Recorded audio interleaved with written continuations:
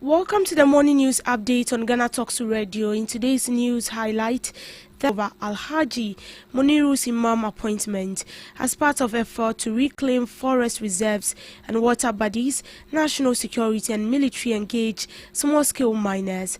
These and many more coming up your way shortly in business, sports and showbiz.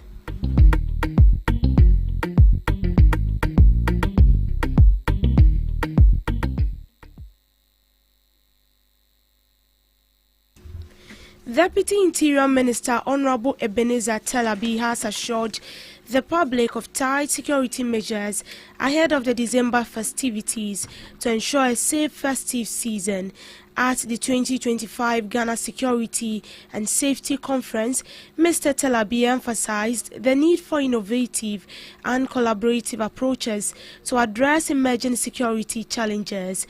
He stressed on strengthening partnerships between security agencies, event organizers and the public to ensure collective effort in maintaining security. The Ministry of National Security has also warned event organizers to take necessary precautions in preventing security breaches, citing potential indicators of terrorist activities, of hotel maps and unusual enquiries about facility infrastructure. So far, towards providing security and then to guarantee the safety of our people during the Christmas holidays. And the American said, yeah, crowd. Na empu ye din sisi to form say police for ni bia omo wa honden anye so yare na odi owo fie a wo leave nyina say omo nyina mra just to increase the numbers no adibako aye be ye no so say during this period mo be hu police checkpoints be brave na we be hwe omo no nsa di drive you be check road worthy ni adi nyina you be hwe insurance ni afin so no your presence e wo hodom na nye cars no nkwan so no de ekoso wo potem ho nyum nyina ye ni communities no be din kuta ho information there ye gi so person unya information and I provide security. A lot depends on the people, the communities no the police for nam na eja to baby a obefre fire for nso hu say omenya intelligence bi so bi ye bibi wo ho no anya obefre police for immigration for nso hu say bibi e koswa ombefre entino omu ye adwuma as a team na ye be hu omu wo ye communities no bebre nti ye be stress say omu ba enye say omu ba be tata obi a omu wo ho no because of ye nyina ye safety. And that was from the Deputy Interior Minister. Scores of tricycle operators in Kumasi have taken to the street to protest alleged extortion and harassment by officials of the Kumasi Metropolitan Assembly Task Force. The riders who have parked their vehicles and halted operations claim they are being unfairly targeted and mistreated by the authorities. The tricycle operators allege that Kumasi Metropolitan Assembly Task Force are arresting them indiscriminately and demanding illegal payment without just cause. They claim that the officials issue spot fines of 100 to 200 cedis and charge between 300 to 500 when transport to the Kumasi Metropolitan Assembly's office. The riders are also accusing the task force of working in collaboration with some police officers to carry out their extortion activities.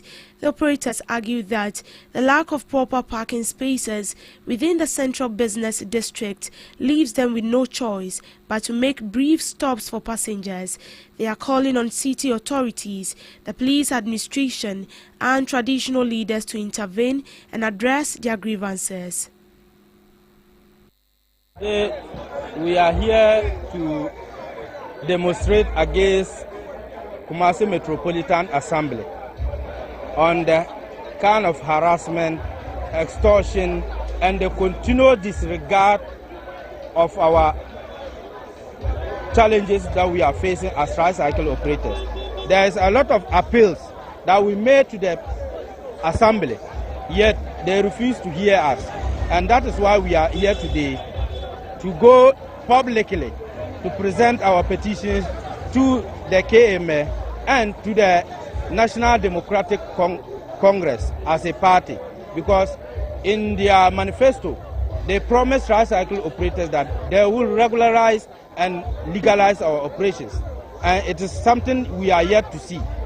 Although the government have already taken steps to make sure that the regulatory framework are being designed. We are to present a petition, like I said, to the National Democratic Congress, because in their manifesto they promised to regulate our operations.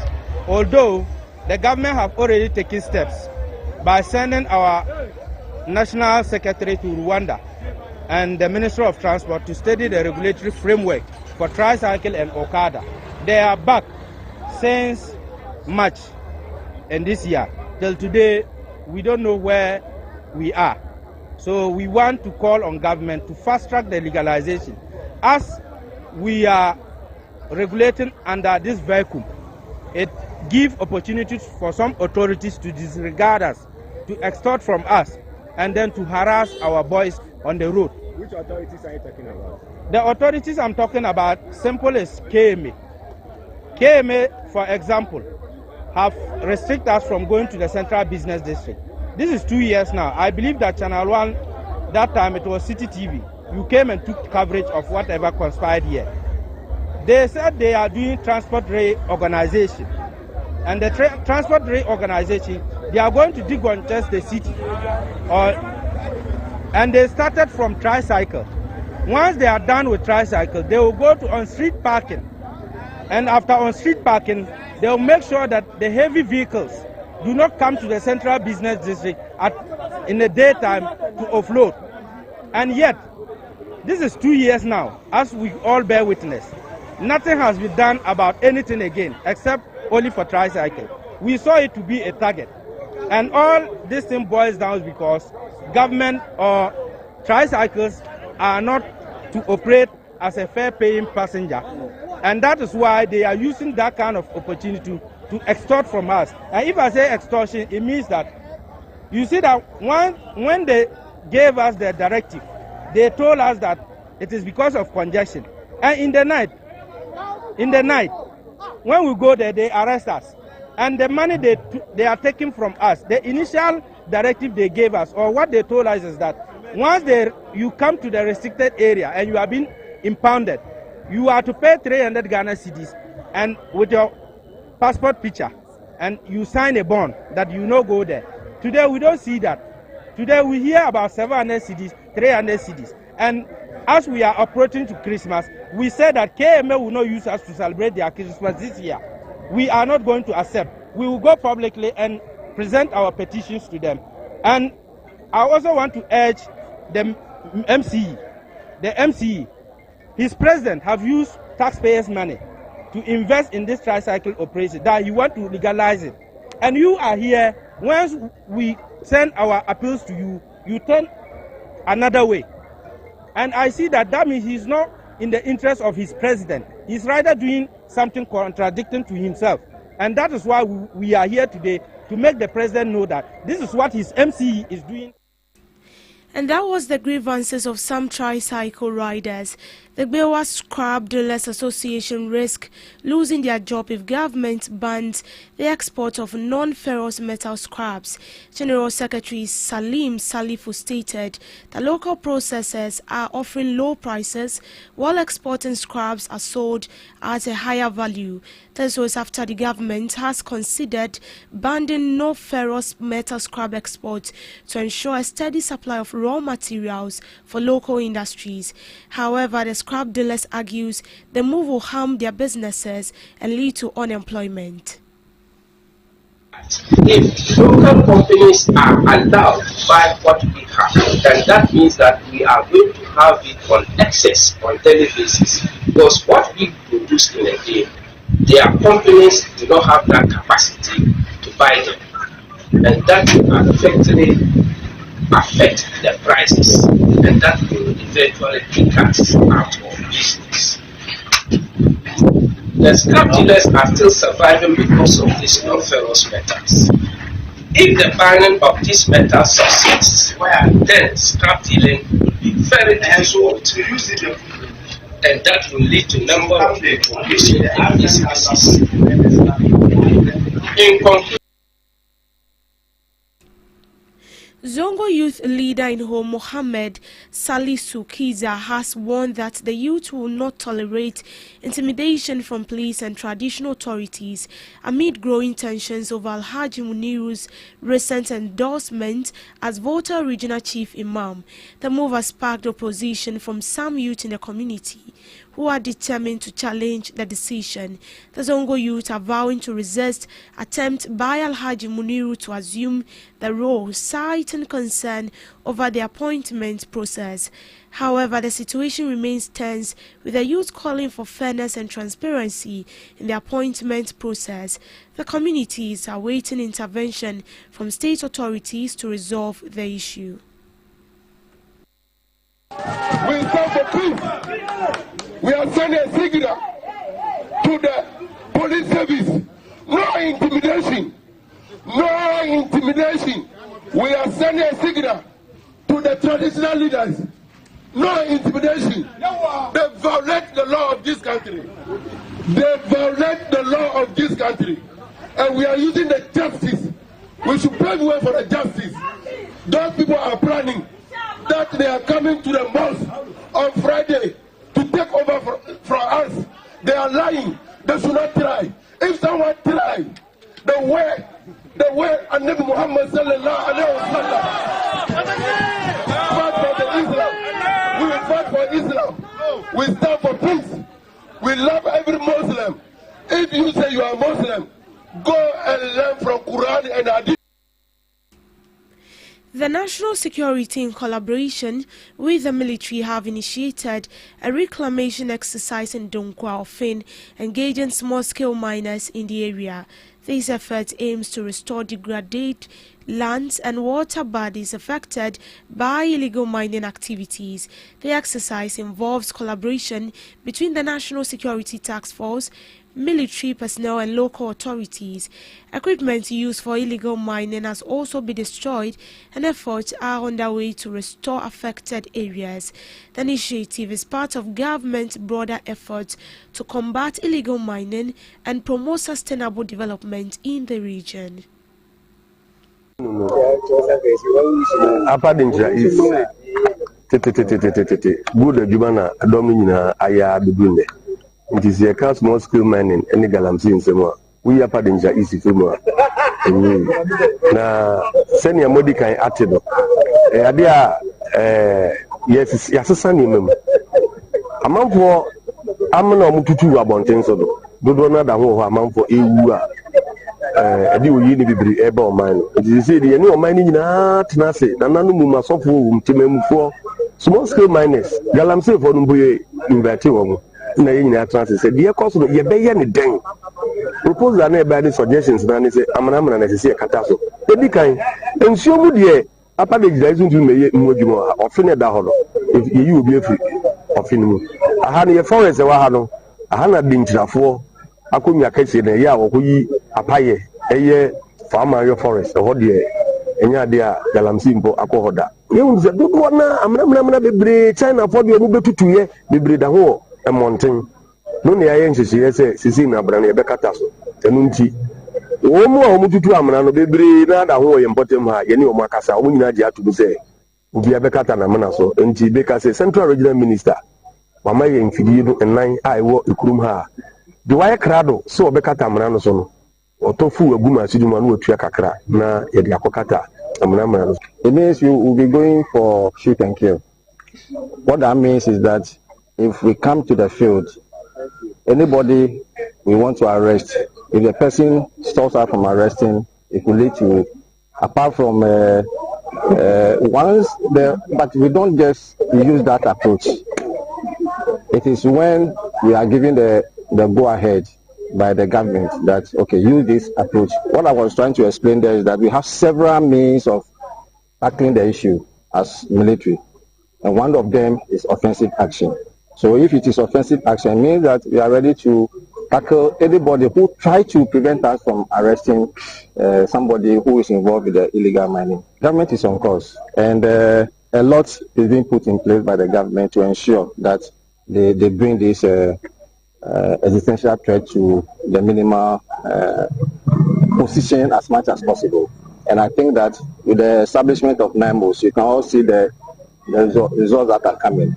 And we hope that with the support of the indigenous, the locals, the people who are involved in the Galamsey, everybody coming on board, stakeholders, and believe that we'll make a headway. And this problem will be a thing of the past. Residents of Powak in the Western region are calling for a new electricity transformer to address frequent power outages and low voltage issues. The community is experiencing disruptions to daily life and businesses due to the unreliable power supply. According to them, the unreliable power supply is hindering local businesses and economic growth. They are urging the Electricity Company of Ghana (ECG) and the government to intervene and provide a new transformer to improve power reliability. They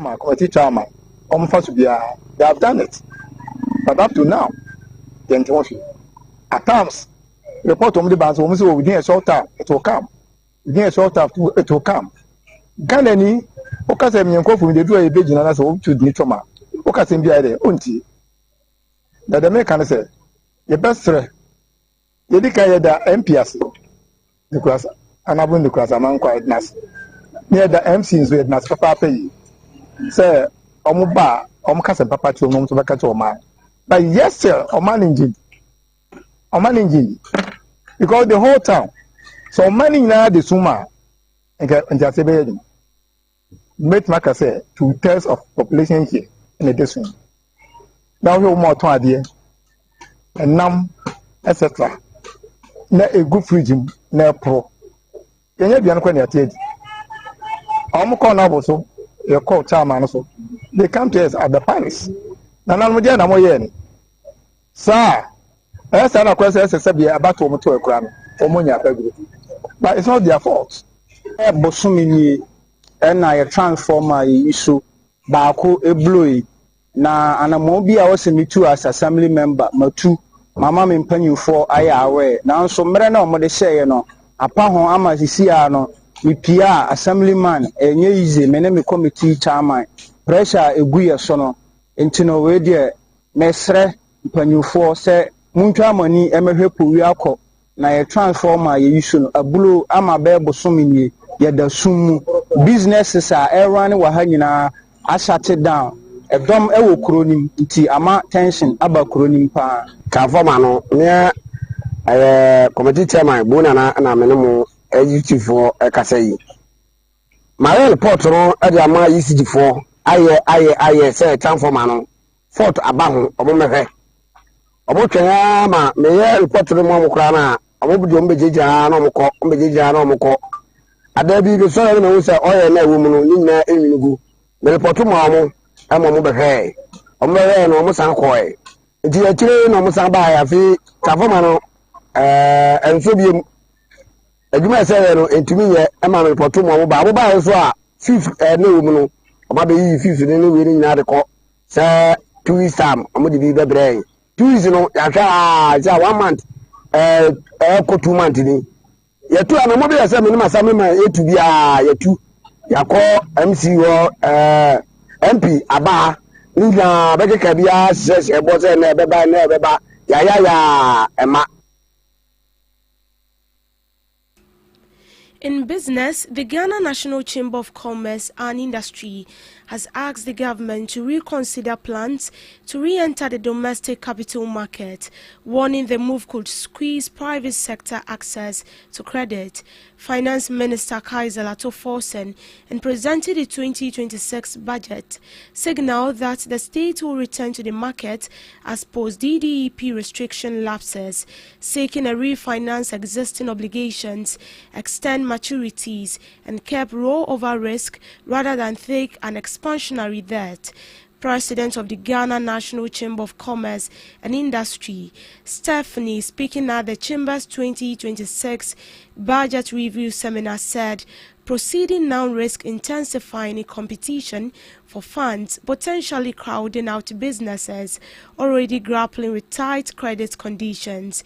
Stephanie also urged the government to integrate firms previously supported under the One District, One Factory initiative into the planned agro-processing parks under the 24-hour economy and to expedite implementation of the tax reforms proposed in the 2026 budget. He further described the proposed effect value-added tax rate reduced from 21.9% to 20% in the 2026 budget. The Ghana National Chamber of Commerce and Industry is calling on the government to ensure effective execution of the policies and programs outlined in the 2026 budget to reinforce business confidence and support economic recovery. To sports, Asante Kotoko head coach Abdul Karim Zito says he was sad and disappointed his team conceded a stoppable goal against Young Apostles. Kotoko beat Young Apostles 2-1 in an outstanding Ghana Premier League game at the Babayara Sports Stadium in Kumasi to stay unbeaten 9 games into the 2025-2026 season. Hubert put Kotoko up in the 50th minute with another tendril strike. The Porcupine Warriors conceded 2 minutes later through Richmond Opoku's header after he was left alone in the penalty box. Kotoko captain Samba Onel Gilbani scored in the 97th minute from the penalty spot, and despite picking up a win to end back-to-back draws, Karim Zito was not impressed with the goal his team conceded. Kotoko are billed to play against FC Samatex on Sunday, November 23rd. In showbiz, manager of YouTuber turned professional boxer Still on Sports, Naokia is backing his man to score a shock win over former heavyweight champion Anthony Joshua. Paul and Joshua are scheduled to face off on December 19th at the Center in Miami in a heavyweight division boxing bout. The fight was put together after Paul's fight against welterweight contender Davis was called off due to legal troubles. Conditions for fight include Joshua not weighing over 245 pounds and the bout running over the course of 8 rounds rather than the widely known set of 10 to 12 rounds. Jake Paul has competed in the cruiserweight division since becoming a professional boxer and has to overcome huge odds to score the win over Joshua. His manager Nakisa is backing his man by stating in an interview, he said Joshua is reportedly said to be paid an amount of £50 million for the fight. Ghanaian musician Dada has revealed that his collaboration with Familia was inspired by a dream. Speaking in an interview, he shared how unexpected vision convinced him to feature the award-winning singer on his song. According to him, the moment came the night he recorded the track. At the time, he only knew Familia by reputation. They had never spoken or met, yet the dream felt so vivid. He followed it without hesitation. He also urged the interview to comment on his recent write-up praising reggae rock Stone. He stressed the high life pioneered immense contribution to Ghana's music industry and the lives transformed through the culture he helped build. He argued that Rockstone has created more jobs than government in the Fourth Republic, considering the economic value the entertainment sector now carries. He added that Rockstone deserves national recognition. In the meantime, Dada has released a new song titled Konongo Kaya. Accra's Dirty December celebration gets an early comic spark as Nigerian Ghanaian stand-up act Jacinta Okansi, known as Heres Jacinta.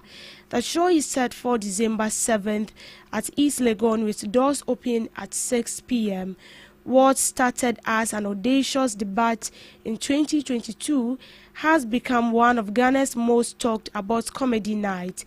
The Cinta launched a flagship show, One Night Stand, in 2022, followed by Woman on Top in 2023 and Sugar Mommy in Accra in 2024. Each edition has broadened her reach and raised the bar for female-led stand-up comedy in the region. She has long blended music, acting, and observational comedy into a brand of humor that leans heavily on African everyday life. Over the years, she has carved a loyal audience by keeping jokes culturally specific while staying universally funny.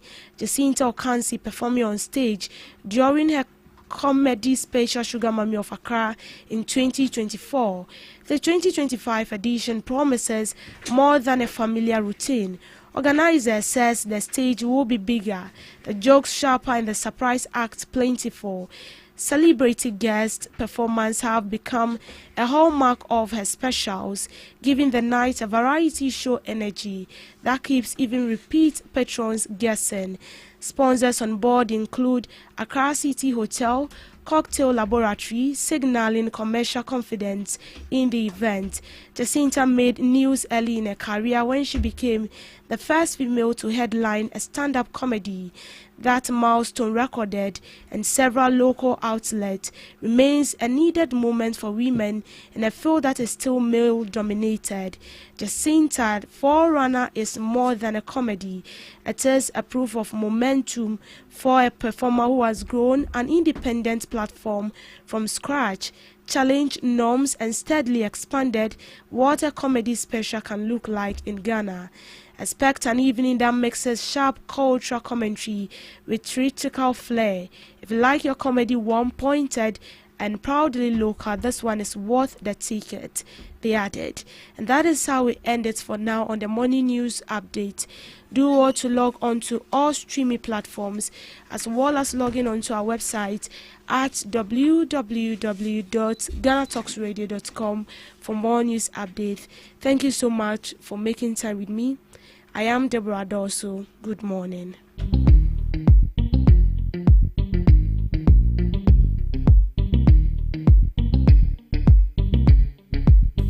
Are you ready to amplify your business or brand's reach and make a meaningful impact in Ghana and beyond? Partner with GhanaTalks Radio today to connect with a diverse audience across Ghana and beyond. Elevate your brand through on-air promotions and social media. Boost your brand during prime time. With GhanaTalks Radio, you can extend your reach across digital platforms. GhanaTalks Radio is not just a station, it is a community hub where your brand becomes part of the conversation. Join us in fostering connections, celebrating culture, and making a lasting impression. For customized sponsorship packages and enquiries, email contact@GhanaTalksRadio.com or call +233 202 544614. GhanaTalks Radio, giving the youth a voice.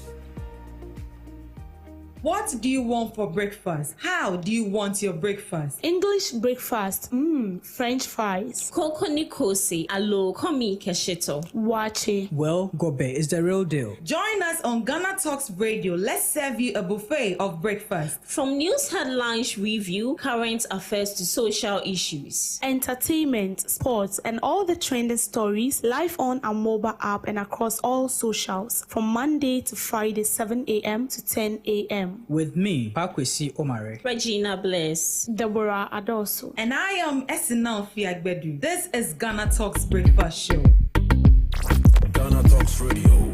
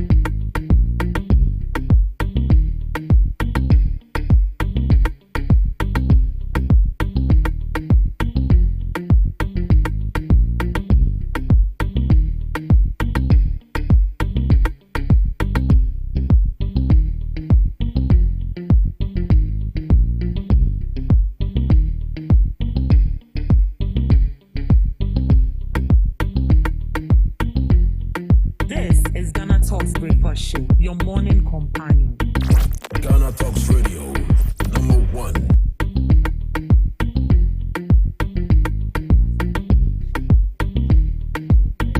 This is Ghana Talks Breakfast Show, your morning companion.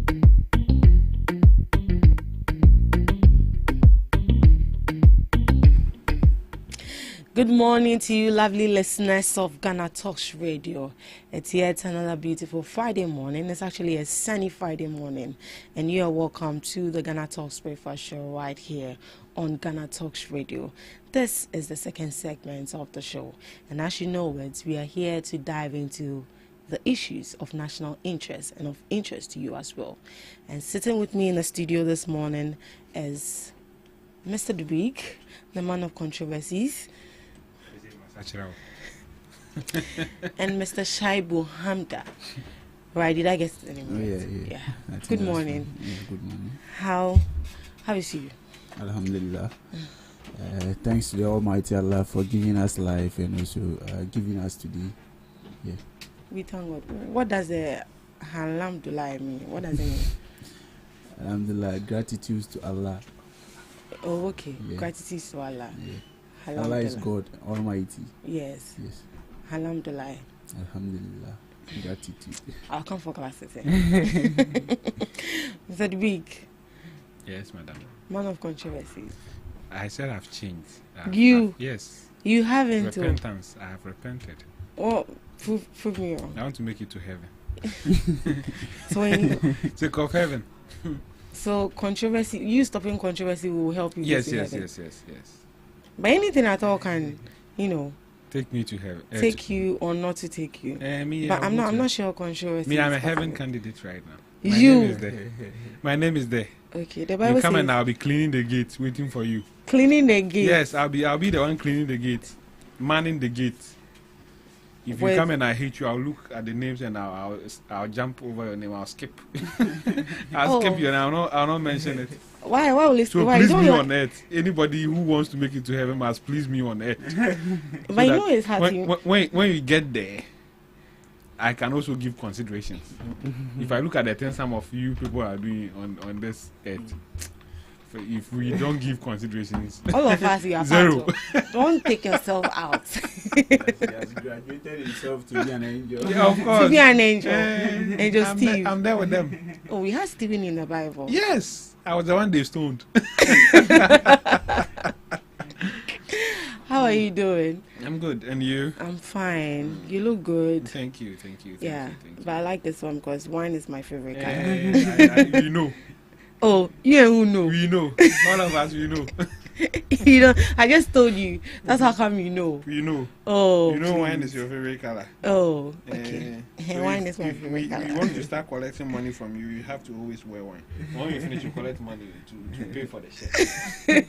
But the shirt is nice though. I like it. It is. It is. The Dagomba vibe is here. Oh, Charlie. Anyway, how is everything? How is the system treating you so far? So good? Mr. Hamda, it's been a while we had you here. Oh, yeah. Yes. But I think last week I was here. Oh, you were? Yeah. And I think I was. By Pakwesi. Oh, yes. Then maybe I was lost. Yes. All right, so let's just look at a few headlines before we dive into our major discussion for this morning. So something I chanced on one of the news portal that is coming from EduWatch. So EduWatch says scrap unsustainable teacher training allowances. Education think tank Africa Education Watch, popularly known as EduWatch, is again calling on the government to scrap the teacher training allowance, describing it as uneconomical and unsustainable. The call follows the presentation of the 2026 budget by Finance Minister Dr. Kesala Tuforsen on November 13th, which revealed that government has allocated 207.8 million Ghana cedis for teacher training allowances next year. In a statement issued on Thursday, November 20th, EduWatch said the money could be put to better use if redirected into the student loan scheme to support all tertiary students, including teacher trainees. The group argues that continuing to pay allowances to only one group of students is not fair and does not help the country's long-term education financing plans. Edwards says scrapping the allowance policy and strengthening the loan scheme would create a more equitable system where every student who needs financial support can access it. The organization has maintained this position for years, insisting that the current policy is draining limited resources that could benefit a wider group of young people. So the government is here to respond publicly to the latest call coming from Edwards. Do you think that it's high time that the government scrap the teacher trainee allowances? All right. So before I would just go into this, first of all, I have to say a very good morning to your listeners and also to all your cherished viewers. Right. Yeah. With this particular call from Edwards, for me, it's a call in the right direction. Why am I saying so? Right. If you look at the chunks of money that has been channeled to these teacher trainees allowance and also nursing trainee allowances over the past, it could have been a very big deal when it comes to the educational sector, particularly to the teacher trainees and also the nursing trainees. You see, each and every year, the amount of money that government allocate to these particular allowances, if we channel it to infrastructure, at the end of the day, it will have been able to expand our training colleges to absorb more teachers and also more nursing trainees, in a sense that we are not just looking at the money that we are giving up to them, but we are also looking at the job sector. Because if you take a look at Ghana in particular, our educational sector, we still lack teachers. Right. As a matter of fact, there are some schools in Ghana where from primary 1 to primary 5 is only handled by one particular teacher. Right. If you go to these rural areas, we have a lot of cases like that. So for me, I think this particular monies should rather be channeled to these particular infrastructures in a way of expanding in order to absorb more teachers and also more nurses. Same thing applies if you go to our hospitals. Sometimes you go to or you visit an hospital, Charlie, is very, very appalling. You see the number of people that are there unattended to simply because we lack nurses. But yet, each and every time we spend huge sums of money just to give stipends to our teacher trainees. On another angle too, if you take a look at it, like Edwards stated, it's kind of being biased towards some particular group of people, or let me say students. Yes. Me, for instance, I've attended tertiary university. I've attended university instead of training college. Going to the university, you have to pay accommodation. Also, you have to pay for your school fees. That has to do with academic facility user fees and every component that has to. And all of that. Exactly. And at the end of the day, too, you need to pay or you need to take care of yourself throughout school. And once you are doing this, at the end of the day, you still come out and you have to look for a job or you need to search for a job. Yes. But on the other hand, somebody will go to a training college. Once the person is there, the school itself has accommodation in order to take the person in. At the same time, the person is being given these particular stipends, that is the teacher training allowances. And when the person comes, the person is also looking at the government for job. So for me, in at where I sit, I kind of feel like this particular teacher trainees and nursing training allowance should be relooked at. Even though prior to 2024 elections, we had a lot of conversations around it.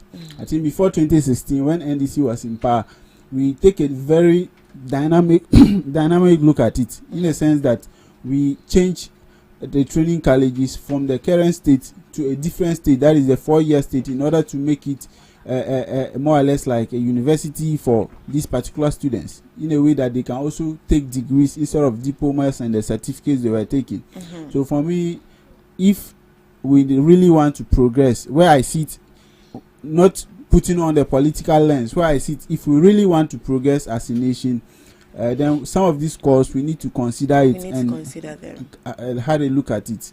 Yes, we can channel these resources in order to do better things than just, excuse me to say, wasting it on one particular group of people. Right. Yeah. But Edwards is suggesting that these allowances that are given to the teachers should be maybe translated into a scheme, a loan scheme, do you think that would help?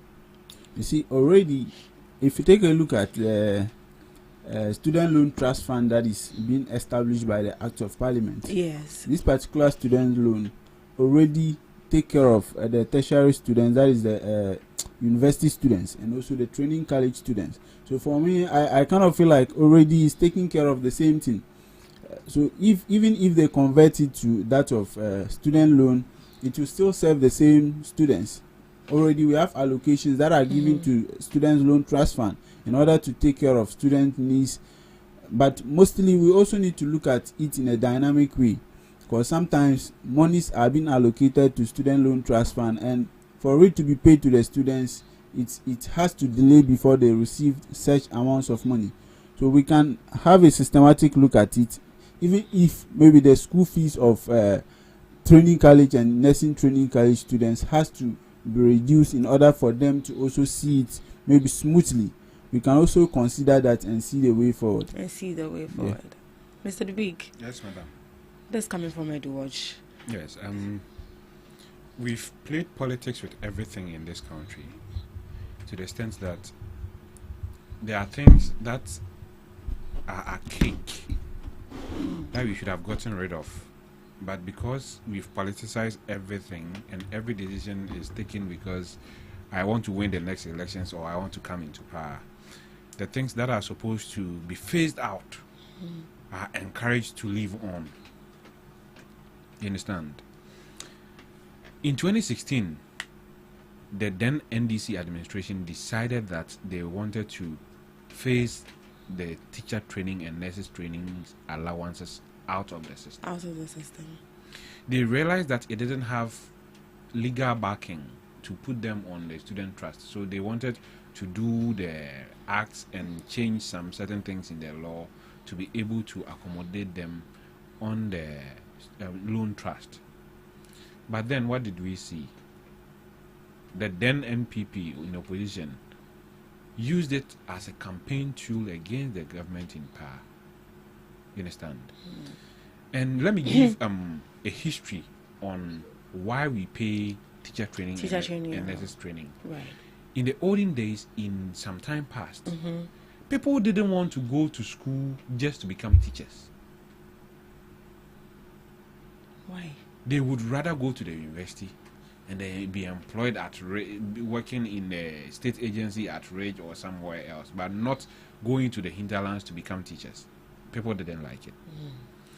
So the then administration, those administrations that implemented these things, decided that, okay, let's incentivize people to go into these training colleges and come out and come and teach. So instead of going to the university, paying your own school fees, paying things for yourself, let's make it more attractive, so that people who cannot afford the university or think that if they go to the university they will have issues would go into teacher training.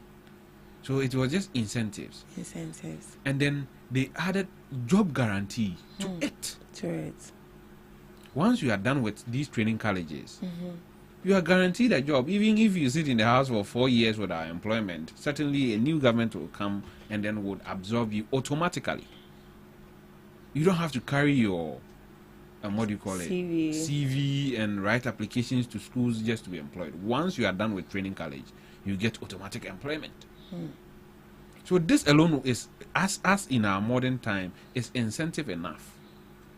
If you think that I'll go to the university and when I'm done I'll have to carry my CV and be walking around looking for a job, and I'll go to the training college and when I'm done I have degree, I'll just sit at home, they'll open a portal, I'll go and then log in my details and get a job. Which one will you go? You go for the one that guarantees you a job. So what is the sense in still paying them stipends or allowances? It doesn't make any sense. But MPP used it as campaign. And the most disappointing part of the whole issue is that when the NDC came, NDC had the idea to cancel it. When they came, they are continuing because MPP said they shouldn't cancel it. You understand? But if it is principle, if you have the principle that this thing is wrong, it doesn't matter what somebody says. Somebody says, yeah. You get it? Yeah. You should do it regardless of whatever somebody says. If I think wearing black today is not good for me, and you say, oh, black looks good on you, I will not wear the black just because you told me I should wear black. You understand? I'm not saying this because you're wearing black though. I'm just using it as an analogy. So if you look at all these things, Eduwatch is right. I have been saying this on so many occasions that it doesn't make sense that I go to the university, you go to the training college. Now we all come out with degree, BSc. Then you get allowance, I don't. That's unfair. If I get anything from the government, it is student loan. I'll have to pay for it once I get a job. Once you get a job. With interest. The student loan, if you take student loan, you pay with interest, so it's not free. There's 6% interest on that loan that you take. That also can come. Now it's all. 12% interest on that loan that you take. And it's a compounding interest. You see, it's a compound interest. So the more you wait, the more it goes up. So if it takes you 10 years to get a job, you can imagine the interest you're going to pay on that. Yes, that's what I can. So we can't discriminate against our our structures, our educational structure. You get it? Yes. If you are in training college, it's another leg of the education, and if you're in the university, it's another leg in of education. So we have to put all of these things together. What you benefit here, you should benefit there. If we decide that we want to pay allowance to everybody, then they should cut across. Every student in Ghana should get allowance. I always have a problem even with the free SHS thing. I've always had a problem with it. And what is that problem? You know why? Because it is not everybody who wants to go to school. Okay, yes. It's not everybody. Not everybody. Who wants to go to school. It's not everybody who wants to enter into a secondary school. Let me put it that way. So right after JHS, yes, they would find something else to do. A skill or something. Of course. But the government says that I'm taking care of those who have decided to go to school. I'm paying their school fees. They should go it for free. But the person who is going to learn a skill will have to pay his master. You understand? Are they all not Ghanaians? They are. They are all Ghanaians. And if we are talking about equity, we should share it amongst everybody. It shouldn't just be a section of people who have decided to do certain things that will benefit from the government incentive. You understand? So if I can choose to pay, if I'm paying taxes right now, I can pay taxes all my life. And my daughter will grow up and say, I will not go to, what do you call it, a secondary school. By the virtue of that, my daughter doesn't benefit from the taxes I paid. The ones allocated for education, my daughter doesn't benefit from it. Do you understand? Yeah. So, if we decide to do something, we should take a holistic approach to it, look at every sector of the thing that we are doing, and see how it will benefit everybody. Regardless of whichever field that they choose to go into. But is it truly unsustainable? Yes, it is. How long can you continue to do this thing? How long? But mind you, some people also go into the teacher training thing because of the allowance they're also going to get from them. So if they are scrapping it, how are they going to live? How are the universities students living? But most of these teachers actually posted to government schools. Yes. Don't you know the university graduates who they are also posted to government schools? Those who does education at the university. So they are also posted to government schools. When they finish the schools, most of them ends up in the public sector. They are posted into government institutions. And even if they are not posted to government institutions, they will still work, and government will take them tax. The companies that they work for, the companies will pay tax. And the companies will ride on the back of the knowledge they have acquired at the university to make profit for the government to take money from them. So there's no escaping the government influence on you after you finish school. There's no way you can escape it. Even if you decide that, oh, me, I'll not work, I'll do hookup. When you finish the hookup, you go and buy sugar. There's indirect tax on the sugar. Yes. You can't escape from that. You cannot escape. So everybody, we have to put systems in place that everybody must benefit. If nobody is benefiting, none should benefit. You understand? Yeah. It should cut across. If I'm in a university and I need money to support myself and I go for a loan. If you're in a training college and you need money to support yourself, go for a student loan. Assembly, I think the NDC, as a matter of principle, is getting that wrong. And now what they are even saying is that they are going to put them on controller and yes. What do you call it? They're going to receive their monies every month, just as salaried workers gets their money. Government pays. No, as a matter of principle, you had a principle in your first administration in 2012 to 2016 that it was not sustainable, and you wanted to scrap it. So say, is it now that we've had the money? So look at the number of schools. Even this people, when they complete the training colleges, it takes years for us to even employ them. Yeah. So why can't we? Some are even protesting. Channel that resources into building more schools, so that all your schools the same thing. But we sit down, we pay them this money and find another money to go and build the school. It's like we have a meager resource and we are not even managing that resources well. That's right. It is something that sometimes it's heartbreaking to see the way leadership of this country is managing our resources. You can't find polite words to say if you really want to speak your mind on these things. You might end up offending people when you want to talk. But as a matter of principle, I think that the NDC should stick by what they said and the plan they have and implement it fully. Because at the point, even MPP who said they can pay weren't paying.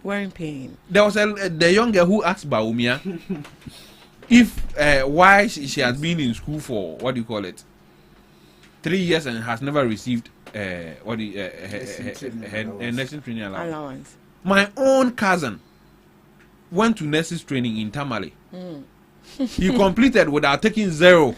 He took 0. So still he has not taken. He has not taken anything. And anytime they pay the student allowance, the allowance, you come and be ranting on his WhatsApp status. Now he's done with school. I always told him that, look, life is not easy. You have to go through these things. There are things that people will benefit. You might think it is unfair, you might not benefit, but it is all part of life. So you have to deal with it. You get it? Then if they are scrubbing this, then what about the NSS allowance too? Should they also be scrubbed? No. You are working, you need to pay to be paid for it. Okay. The NSS allowance there. Who will scrap it? That one there, once you are going to work, you would take a car to work, you would need a place to stay, you eat. That's why they have to pay you that stipend. But even with that stipend, I think it is too small. Yeah. 7 what? 719 or 715. Then you give your wire and then LCSB will be there stealing all the money and be paying people 700 and something. So I think it is a step in the right direction. I agree completely with Ed Watch. NDC should be principled. They shouldn't be cowards and think that if they cancel it, they are going to lose their next election. If you lose the next election, then so what? But I didn't know supposed to do things to please the people. No, you're not satisfy the people. You're not supposed to please anybody. You're supposed to do the right things so that the country keeps running. But not everybody will actually buy into what you're doing. But everything they are doing, do you think even paying the nurses allowance, the teacher training allowance, everybody buys into their policies? No. You have to do the right things. Just do the right things and leave. When Kwame Nkrumah was building the motorway, I wasn't born then, but my father told me that the propaganda the UGCC and then the UP tradition people were doing was that or tete mortar go from monkore tama or she mortar edi go from ye nyama kan kon beef ni di kwame no so kwame nkroma nyes ade aban ni sika o man ni sika tete motor go from. We had a motorway in this country when UK, Britain didn't have a motorway. But they criticized it. Yeah. When Kwame Nkrumah was building, what do you call it, Akoso Umbo Dam, the UP and the UGCC criticized him for building it. They didn't want him to build. They said, but you are building this big thing. How much is the Ghanaian population that you're going to build this dam? They even wrote letters to America telling them that they shouldn't give us the loan to build it. So in governance, you don't do things that would suit everybody. That everybody would like. You have to just manage. Of course, you have to look at the bigger picture and take decisions that will benefit the next generation. Look at Tema Motorway. How long have they been there? Yeah. Look at Akoso Mbodam. Look at the Tema Port. It took Mahama to expand it. Look at the money we get from Tema Port. So imagine he had listened to critics and said that, oh, me, I'll not do this because people will criticize me because Ghanaians says they don't like it. We would have been here without a port. Maybe I feel in KCB. We would have been here without a motorway. Maybe I feel in KA. We would have been here without Akoso Mbodam. Imagine the doom so that we would have gone through. We lived in this country when somebody built the Akoso Mbodam. When it had problems, somebody else took pastors there to go and pray for the dam. So these are things that in governance you have to just be bold and take bold decisions. When the previous NDC decided to cancel it, I was all for it. I think some period before the elections, I was in my hometown and I had a serious argument with my cousin who wanted to enter in the next teacher training. He didn't understand why NDC was cancelling it, and he said because of that he was going to vote against NDC. And I said, go ahead. Vote against them, but as a matter of principle, I'll not go to school. You see, one problem with the nurses training is that, and teacher training is that, if you get A, right? If you're a science student and you get A or A's, will you go to the nursing training school? Where will you go? You go to the university to do medicine, pharmacy, pharmacist. All that higher programs. My grades are good. I'm not, of course, I'm not by this to say that those who go to you see why I call you man of controversy. You see indirectly, they'll come for you. I'm not by this saying that those who go to the nurses training or are dumb or anything. I'm just saying. I'm just. Did you hear that, Hamda? I'm just saying that. In the scheme of affairs or in ranking, if you are able to get a certain grade, you wouldn't go there. There are people who in the nurses training, in the teacher training, who are not there because they even passed. They are there because they got protocol. How many of the universities can you take protocol to? You invest in one child. They will not even give you the letter safe. One child, there's nothing like, oh, you're fast, Nina. And I mean, but this teacher training and nurses training, MPs have quotas, especially the MPs that the school is in their area. Chiefs have quotas.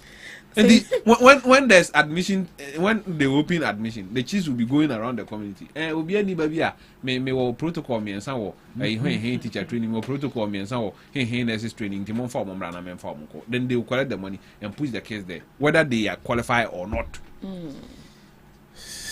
So with all this, why are we paying them? Because some people don't even deserve it. Of course, they don't even qualify to be there. Yeah. You understand? And the funny part is that at the end of the day, the same nurse will come and be at the hospital injecting people. No, it's we are polluting the system indirectly. Yeah, of course. But why is it that we have so many people going to the teacher training and the nursing as well? I told you, because the job is guaranteed. Job guaranteed. At the same time, they are receiving allowances. So even if you are not qualified, you still go like that. Baba, hook up there. This hook up, you said hook up like that. So hook up there. Don't advise anybody to go and do hook up. What the protocol now? The quad. And some of the protocols, they don't even pay with money. It's okay. What did they pay with? I don't know. You have to ask them. Me. You know better. That's why you're saying all of that. So the thing is that we have to stop. It is something that we have to stop and use the money to do something. We can decide that, okay, this every year we calculate the number of students and we know the number of allowance we would have paid, and use that money as a dedicated source of funding to build schools in the rural areas. And at the end of the day, these same people, when they come out, and their job delays a year or two, you see the demonstrations they will start doing. They will not think that when they were in school they were chopping their job. It was their job that they were eating. They've not paid us. My rent is up. And people they will go to the ministry and be calling the ministers drama kings and stuff. And so go to school for the allowance. And also free. And no free, baby, free. Is there anything you want to add up before we go? Oh yeah, I think everything that my brother said is rightly on point. Right. Yeah. So we should just take a really look at it and restructure it. As a matter of fact, the scrubbing there, we need to scrub it. We need to scrub it. But you know, in a democratic dispensation, you know, everything is being done in order to either gain or retain power. To retain power. So sometimes you also need to look at the political view, how the political parties are also looking at it. And if such position is to be taken, I think sometimes we just need to put on our patriotic lenses, as in Ghanaians as a whole. And this one, it shouldn't be like these political parties coming to scrap it, and the opposition parties kind of be like, oh, let's use it as a campaign bid in order to get Ghanaians furious, and in order to get the school students go against the political party that is currently in power. I think that is one of the challenges that NDC has really faced when it comes to scrubbing it. Because if you take a look at the 2016, Mahama was very keen when it comes to scrubbing the teacher training and the nursing training allowance. But it was because of some of these challenges that those things, even though he scrubbed it, but you know, when MPP came back, they actually brought it back. They brought it back. And at the end of the day, too, they couldn't even pay, or they couldn't even manage it well. Yeah. So sometimes as citizens, we just have to voice things out. And NDC, if they kind of feel like, okay, this is the right thing that we have to do, then they should make maybe a national call. We should have a dialogue on it, so that we will all judge, or at the end of the day, it will be like, not everyone will just accept it that they are scrubbing it. So students who are stakeholders in it, and also parents, and also some of the financiers who are stakeholders in this particular decision, we can all come together. That is the taxpayers' money we are using. So citizens should be called, and at the end of the day, if the need be for us to erase this particular teacher training allowance, then we can do so. Use that money to expand our schools, and also expand our infrastructure, and also improve our education, in order to have better systems and everything running smoothly. Yeah, so for me, I think it's best if we really scrap this particular teacher training allowance. It will help us as a country. Right. Okay, then let's dive into what we have this morning. Government to take over Springfield Energy to boost oil output. The government of Ghana, through the Ghana National Petroleum Corporation and its upstream GNPC Exploico, is in active discussions to acquire Springfield Exploration and Production Limited's interest in the West Cape 3 Points Block 2. According to the Ministry of Energy, this move aims to protect Ghana's petroleum assets, accelerate production, and prevent the block from remaining underdeveloped due to commercial or operational challenges. To guide the process, the Petroleum Commission, together with GNPC, has engaged a technical consultant and a transactional advisor. These experts will carry out a full technical assessment of the block, Audit Springfield's past cost, do financial due diligence, and independently value Springfield's stake to determine a fair acquisition price. Government officials say the intervention is time sensitive, pointing to declining crude production in Ghana and the need to unlock the full potential of WCTP2. At the same time, the government is considering future development options for the field, including working with experienced deep-water operators to ensure both increased output and adherence to Ghana's local content policy. But not everyone is on board. The Africa Center for Energy Policy has warned that the takeover could be commercially unjustifiable, arguing that WCTP2 is already a state-owned asset and that Springfield has failed to meet certain contractual obligations.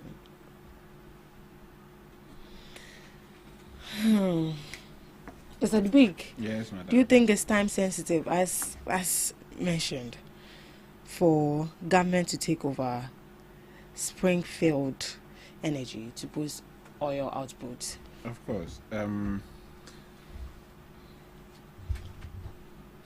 The Constitution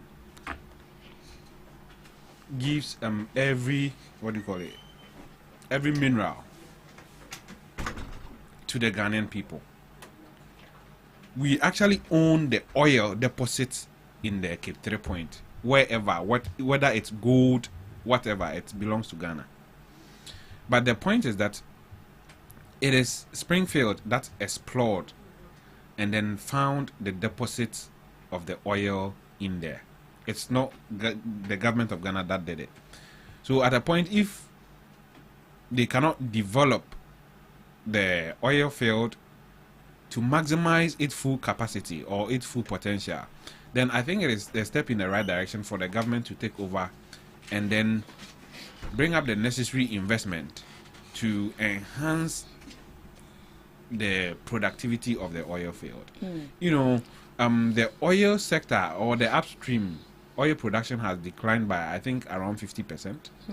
So if the government wants to step in and then bring more investors on board, bring more advanced technical people, and then get us more oil, then I don't think there's any problem. The only problem that I think the government should take a critical look is that they should do a value for money audit. Make sure that what we are investing in is what we are getting. It shouldn't be like the Tigo Airtel deal that we paid. They said we paid $1 for it, and then he had $350 million debt. Debts, yes. If it is that, then I think that they should leave it for the owners of Springfield to take care of it and find ways to sustain their business. But if it is something mutually beneficial, which Springfield will benefit, the state of Ghana will benefit, then why not?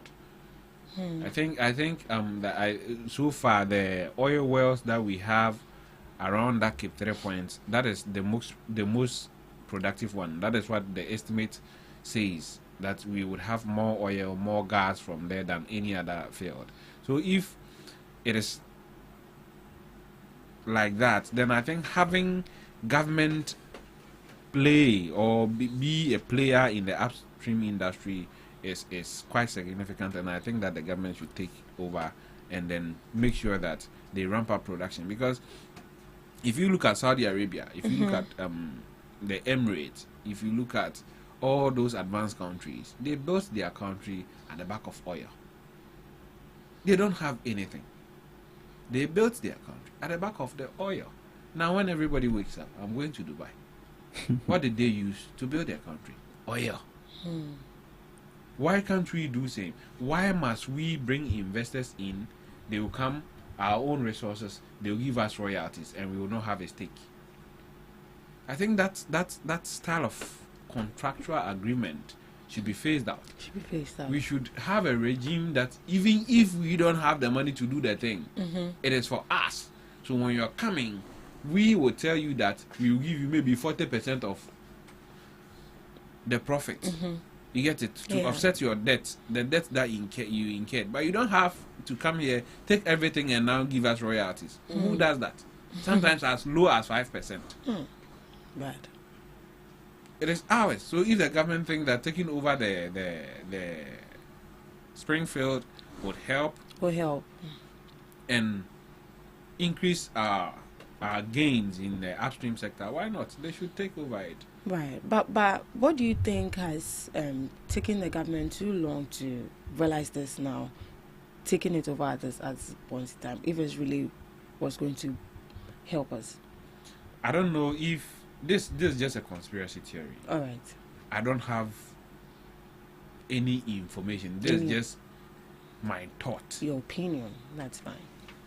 There are rumors going around that the owner of Springfield, who is Kevin Ochre, has had an alleged legal dispute with certain people who invested in his business. Some of the rumors goes on to say that he was arrested in Dubai and he has been granted $20 million bail, and then his passport confiscated and he cannot leave Dubai and all that. So I think that the timing of this whole thing is suspicious. It can be that now the owner has realized that he cannot pay the debts that he owes, and he will need government to take over and then give him the necessary money to settle off his debt, or the government should take over and take on the debt. So I actually don't know the full details of it. If I get the full details of it, that's when I can say this or that. It was just an intention, and the government appointing making step to appoint a transactional advisor. That is what I've heard. I wish I had more information on this matter. But we would hope that the government will be forthcoming with information, and then be transparent as possible, so that we can all read and understand what the issues are, and why this time, and why the government is taking this initiative, and the pros and cons of the thing. I would not advise government to take the debt. I would advise the government to pay the owners so that they go and settle their debt. You understand? So I think it's all they have experts. I'm not an expert in oil economy, in oil economics. I'm not an expert in that. So I'll just leave it to the experts, and the information that they throw out there, we will read and we will understand, and we would now try and then come here and then explain it to our viewers. Yeah. I wish I could ask the question, but you just saying that you are not an expert, so I don't know if he'll be able to answer that. But let me just ask it. So if the government should take over, would you advise that the government should handle it alone, or invite other partners to also join in? Well, it's all about maximizing the potential of the oil field. If the government thinks that bringing in more experts or more investors would help ramp up the production, then why not? Why not? But I wouldn't want a situation where the investors will now come and then control it. The government should have a majority stake in it, regardless of whatever they are bringing. The government must have a majority stake. The government must control the field, because it is the first indigenous oil field in Ghana. You get it? All the oil fields that we've had, the Sankofas, the Tain, whatever, they are all foreign owned. You get it? This is the first indigenous oil field. So I think that for history and symbolic or sake, I think the government should always control the majority of that field, so that it should be the Ghanaian owned field. Now you go to Saudi Arabia, they have Aramco. Aramco is state owned. It is owned by the Saudis. Obi and Kaho. And they built their country at the back of Aramco. We can do same with GMPC. We can do same with GMPC and Exproco. But here's the case: Obi a foundation, no Kwajisika a GMPC. No more says he can say. If the Saudis were able to do it with Aramco, why can't we do it with GMPC? With GMPC, right? Zamda, let me hear from you, please. Esinam, you see, my brother has said a lot, and I subscribe to most of the things he has said. He has said. You see, if you take a look at Ghana as a country, we are a blessed country. Ghana itself is one of the countries that God has richly blessed us with a lot of natural resources. You see, Ghana, we have gold, we have oil, we have cocoa, we have a lot of mineral resources. And see, this current NDC government is doing their best, or they are trying their best in order to maximize the potentials in all these particular natural resources we are having. Currently, if you take a look at Go Board, we are doing all our best in order to maximize our productivities and also the potential we have in the gold sector for Ghana to fully benefit from that particular sector. And currently, to the same government is doing its all best in order to maximize the potential from the oil sector. Currently, if you take a look at the upstream, there is the refinery and maybe the selling of the oil and all that. The NDC government is trying their best. We can see that the Tema oil refinery currently is very soon will start refining oil again. The current CEO, which is Edmond Combat, has shown or has pledged that in November this year, refinery will start. And even currently, they've purchased crude oil, which is on its way coming for us to start refining this particular oil. So you see, if NDC is putting on all this effort in order to get all our natural resources running, I think we taking on this particular oil field from Springfield, for me, is a step in the right direction. Why am I saying so? If the potential of this particular oil hole is supposed to give us 100%, but unfortunately, the only yield we are getting is 50% or even less, then it's very fair for the government to be like, oh, if we are not going to maximize the potential, because currently, if you take a look at the world economy, oil supply is currently going down. And we all know that when it comes to the economy, most of the things is being run by the energy sector, be it light, be it when it comes to the running of engines, that is motorbikes and many other things. And also a lot of things ride on the energy sector. And even for the economy to strive, we've all seen the impact of the energy sector in the economy striving. So if actually we need to take over this particular oil hole in order to maximize the potential from Springfield, then for me, I think the government should make effort in order to take over this particular thing.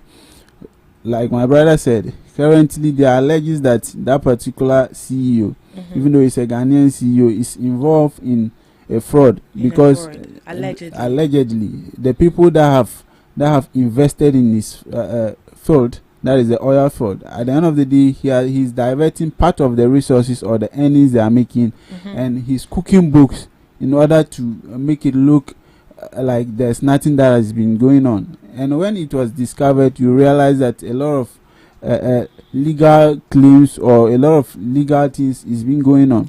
And even if you take a look at this particular Springfield, when it was discovered somewhere in 2013, or I think also, you realize that the percentage that Ghana is benefiting from this is just 16%, once they are taking 84%. You see, it's very low as a country. Already, if you take a look at some of the developed nations, like my brother rightly mentioned, Dubai, for instance, they ride on only oil. And for us, Ghana, God has blessed us as Ghana. We are riding on many natural resources. If you take a look at our neighbors, one of the things that is making their economy strive is because of oil. That is Nigeria. One of the sectors that they are actually looking up to is because of the oil. But for us, fortunately, Ghana, we are blessed to have oil, we have cocoa, we have gold, we have bugs. Like mention them, we are really blessed with a lot of things. But we are not utilizing But we are not utilizing it well. So if we need to really look at this transaction. But one thing I also say is that if there are debts that has to be defrayed before this particular thing is going to be taken over, we shouldn't act like the way what is the name that telecommunication network was being taken. For us, we should really look at it in a way that at the end of the day, the taxpayers won't be at loss, even though we are looking at ways in order to maximize the productivity of that particular oil field. But we should look at it in a way that Ghana will be at the best, and Ghana will be the best in order to benefit from this particular oil field. So for me, I think this is just my take, and if the government is really going to take on it, then we should just do our best in order to come out from the transaction successfully and also to the benefit of the Ghanaian taxpayers. Yeah. Rightfully said. Thank you. All right, let's move on. but do you know how much the reserve is supposed to give Ghana? No, please. It is estimated that they're going to have 1.5 billion barrels of oil and then 0.7 trillion cubic feet of natural gas. So it's not a small thing. You can imagine if we take over that field and then we are using just the gas to power our gas plants in Ghana. Electricity cost will be cheaper. It will be cheaper. It wouldn't be like we are buying it from somewhere. It's the state's own. It's so for we the can states, we can subsidize it and then make sure that the electricity comes down a little bit. So these things are things that I think it is a step in the right direction, and then the government must be transparent. When it comes to these issues, I always ask for transparency. Don't think all Ghanaians are dumb. You know, we can read and understand. So they should give us. They should be open with us. Give us all the necessary information, and if we think that they are wrong somewhere, we will point it out to them, and then if they can, they should correct it. If they can't, they should move on. And if there are allegations of corruption or whatever it's in there, we can take a look at it. So right. Yeah. I think all is said and everything is on point here. Okay, moving on. It looks like this woman never gives up. But ECOWAS has answered her. So ECOWAS court rejects Tokonu's request to stop probe committee. The ECOWAS Court of Ghana has dismissed an application by former Chief Justice Gertrude Tokonu, who wanted the court to stop the committee set up to investigate her removal from office. Justice Tokonu has asked the court to place temporary restrictions on the work of the committee chaired by Justice Gabriel Scott. The committee was established by President John Dramani Mahama to look into the issues that led to her suspension on April 22, 2025 and her eventual removal. But in its rulings on Wednesday, November 19, 2025, the ECOWAS court stated that although Justice Tokonu presented a prima facie case suggesting possible human rights violations, she failed to prove that the matter was urgent enough to justify stopping the committee's work. The court noted that she waited nearly 3 months before filing her motion, despite knowing the committee was already working. The judges said this delay weakened her arguments of imminent harm. The court also dismissed a separate argument from Ghana's Attorney General, Dr. Dominic Hayeni, who claimed the case should not be heard because similar issues were already before a Ghanaian court. The ECOWAS court disagreed, saying the application before it focuses specifically on alleged human rights violation, not on overturning any decision of a Ghanaian court. The court concluded that it has full jurisdiction to hear the main case. It has therefore declared Justice Tokonu's application admissible and ordered the Attorney General to file a response.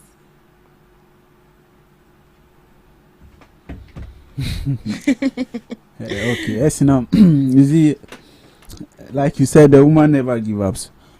But I think this one. But if you were here, would you give up? Oh, but after all is said and done, or after everything, the game will finally be over. And finally, the game is over. And when the game is over, we all shall return back to our houses or our respective homes. You see, she's a mother to some people, so I wouldn't like to maybe overstep. But there's one thing that we all need to learn from the former Chief Justice story. You see, sometimes when you are being appointed to power, or when you are appointed to a position, you sometimes need to serve with diligence, and you need to serve with caution.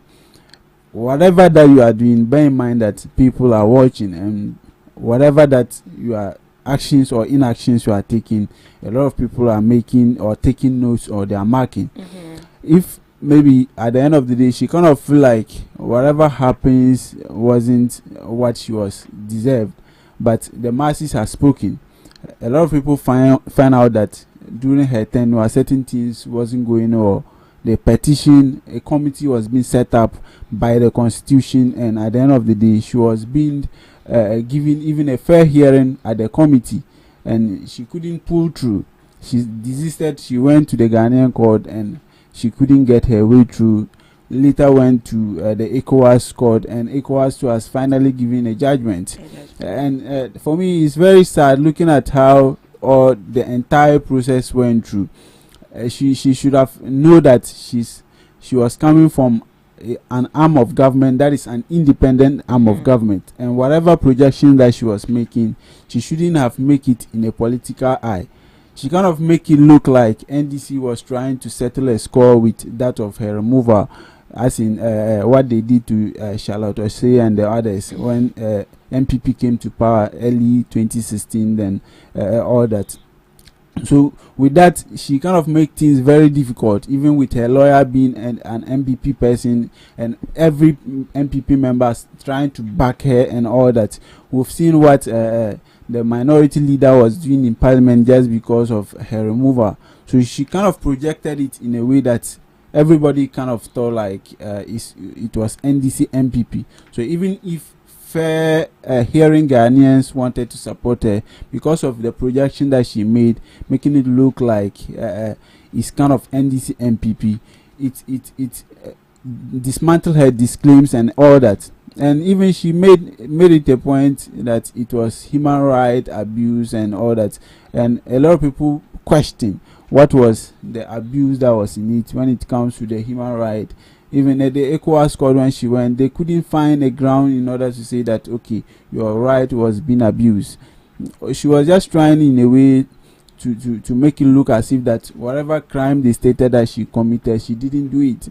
And that's what I said, we need to learn lessons from this particular story.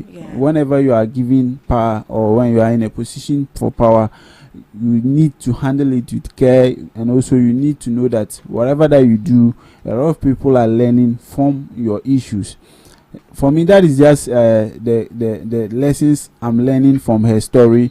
And I think, like I said, when everything is said and done and the game is over, all go back to our respective houses. So there are a lot of things that she can do as a former Chief Justice. It's not necessary for her to be a Chief Justice. She can explore other means if she really, or she just like to work.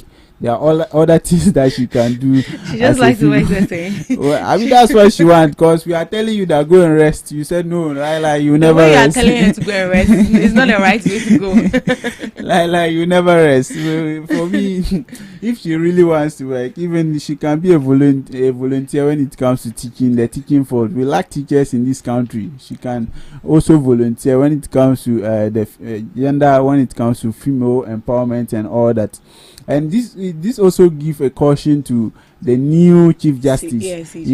As he's there, like, you should also know that on any day, any time, if he makes a mistake and he goes against the Ghanaian laws, that is, he has been found guilty of anything, he should know that anything can come after him.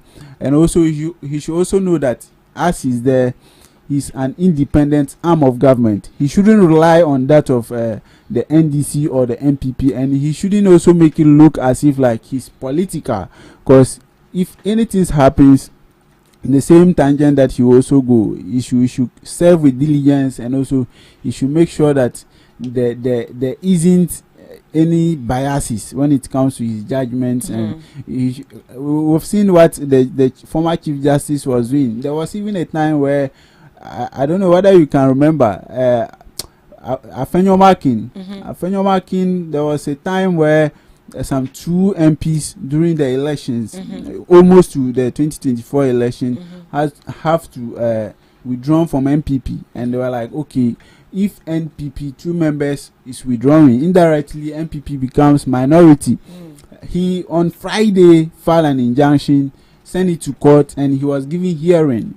Meanwhile, LGBTQ cases was piled in the court without even a date on how, or maybe the hearing date. You see, so those were some of the cases or some of the issues that a lot of people have listed. So if the new Chief Justice wants to leave a legacy, so he should really focus on some of these petty issues. If you take a look at the former Chief Justice petitions, it's not really like a big deal. It's not something very huge, but you see, some of these small things matters. You traveling with your daughter and also your husband, those kind of things. You see, petty things that at the end of the day to affect you. Like her career is dead like that. She couldn't exit on a very good note. She will forever be remembered as someone who did little petty things, and she was being sacked from her office. So her story is something that need to remind us.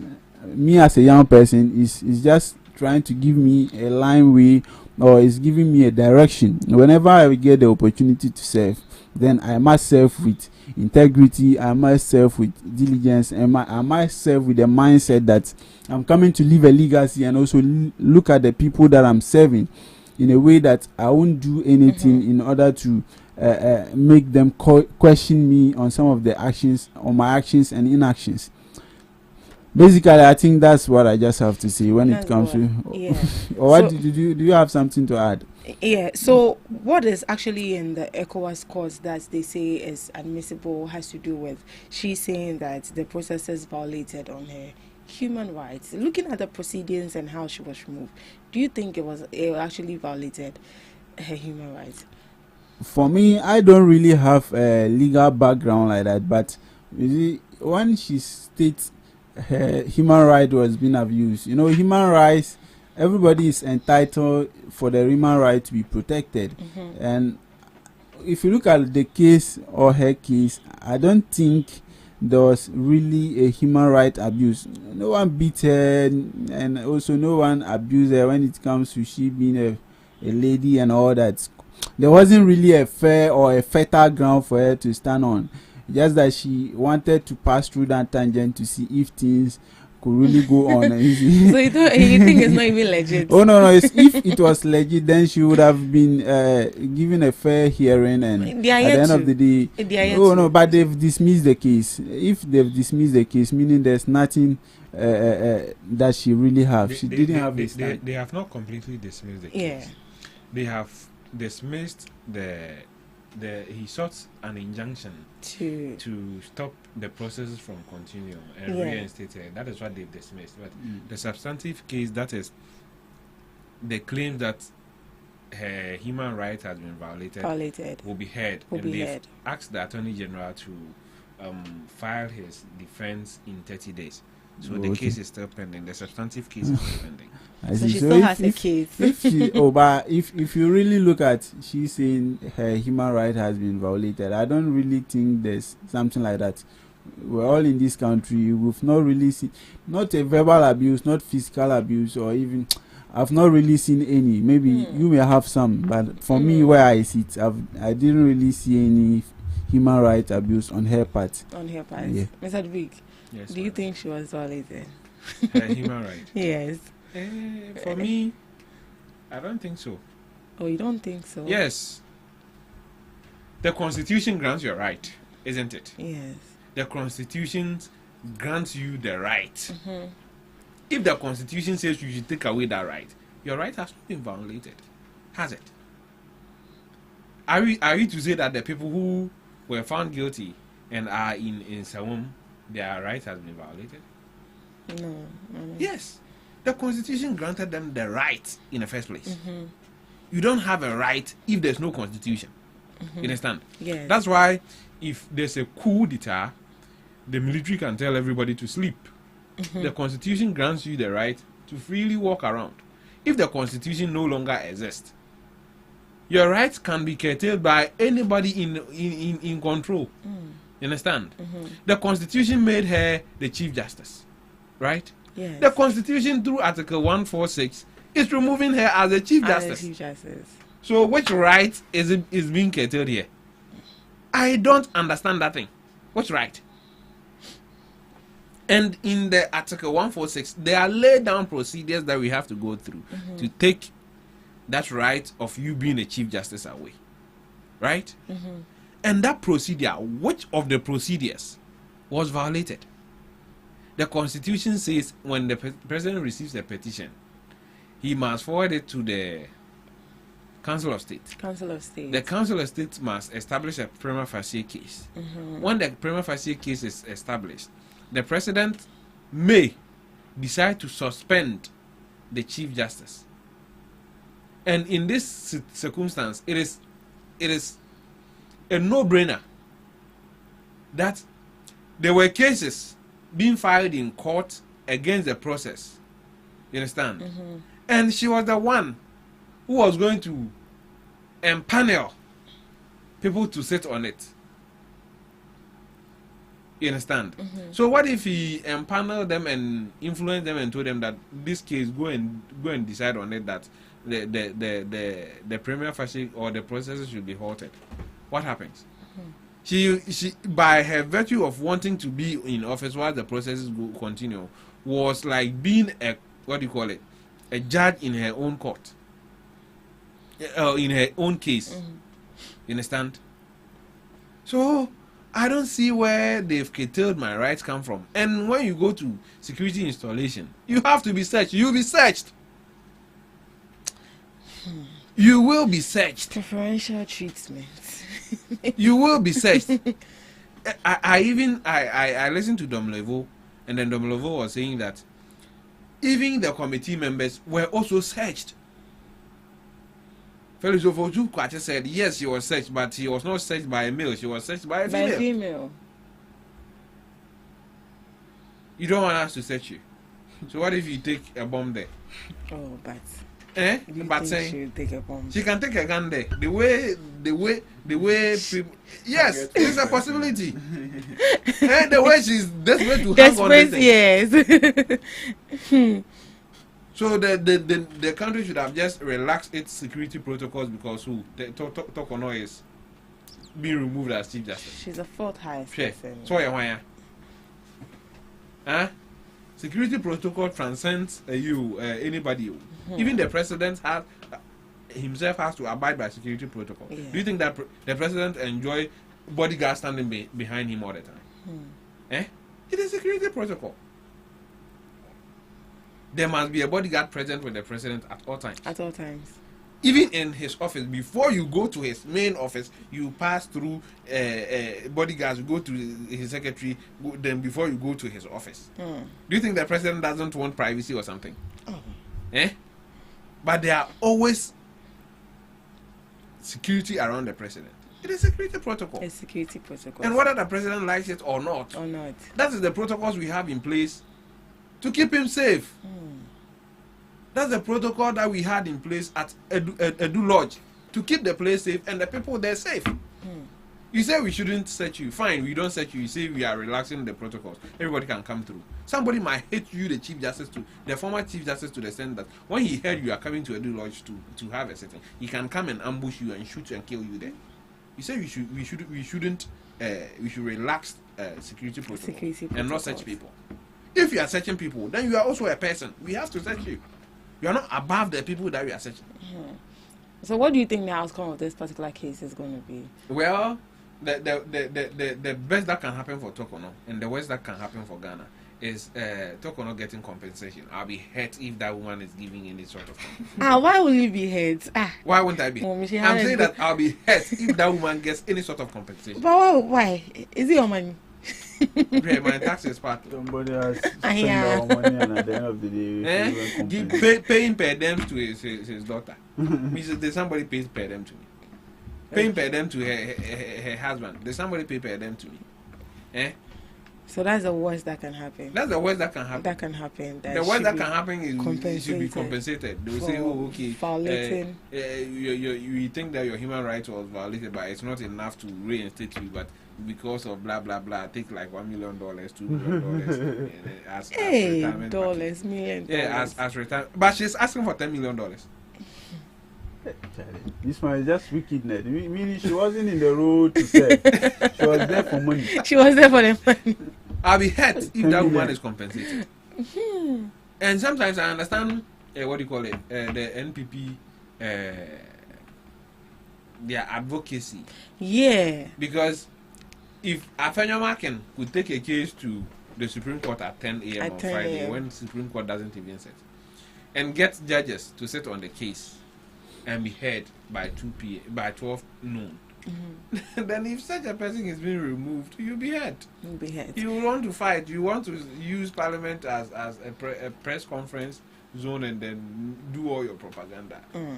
So, as it stands now, is there a probability or is it possible that she will be reinstated if a new administration comes in? Is it possible? Reinstated with what? Because the NPP keeps saying that when they come into power, they are going to take off Bafo Bonnie and then bring her back. Is that possible? And they will bring somebody else back, but they cannot bring. They can't bring Tokomi back. The government, the president, the president is not a human being. It's an institution. It's an institution. So regardless of who occupies the presidency, whatever decision he takes is binding on the next president. You understand? Yes. The committee gave a report to the president. The president, acting on that report, revoked his warrant. How are you going to? How does the Constitution allows you to reinstate such a person? Because the Constitution doesn't say the person can appeal the decision of the committee. You understand? Unless they find a way and go to the Supreme Court, and the Supreme Court says that she was unlawfully removed, which I doubt would happen, because by the time NDC leaves office, they would have also gotten their people in the Supreme Court. You understand? Yes. That's whether we like it or not. That is how our politics has become. You understand? That's how our politics has become, and I don't see that there's nothing wrong with that though, because we must have divergent views at that level. Even in America, when you look at their Supreme Court bench, they have judges who are aligned with the Democrats and judges who are aligned with the what do you call it? Republicans. You get it.